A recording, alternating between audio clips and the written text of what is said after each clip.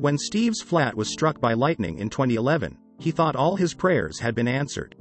Could he free himself from a property which, in just 4 years, had become a financial burden? I really hoped the insurers would just write off this building and pay off our mortgages. But that didn't happen, he explains. The UK property market, much like Steve's lightning strike, is often a matter of fate, subject to forces out of an individual's control.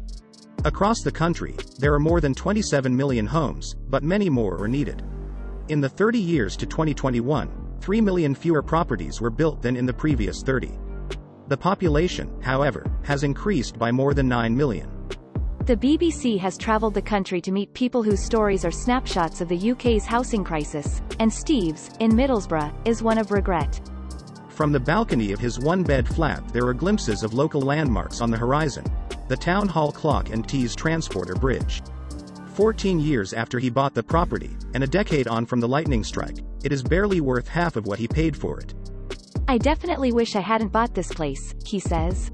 The electrician, now 35, bought at the end of 2007 for £96,000 when the housing market was peaking ahead of a massive crash and global recession.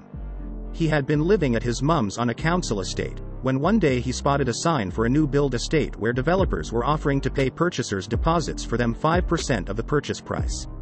They had a show home done up with nice interiors.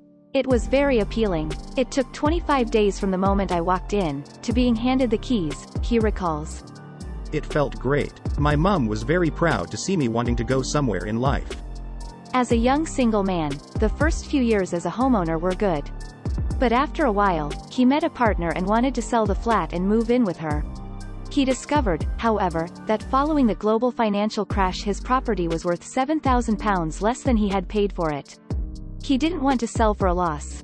And what's more, he was tied into his mortgage deal and the penalty for quitting early was £6,000. He decided to rent the flat out, rather than lose all that money.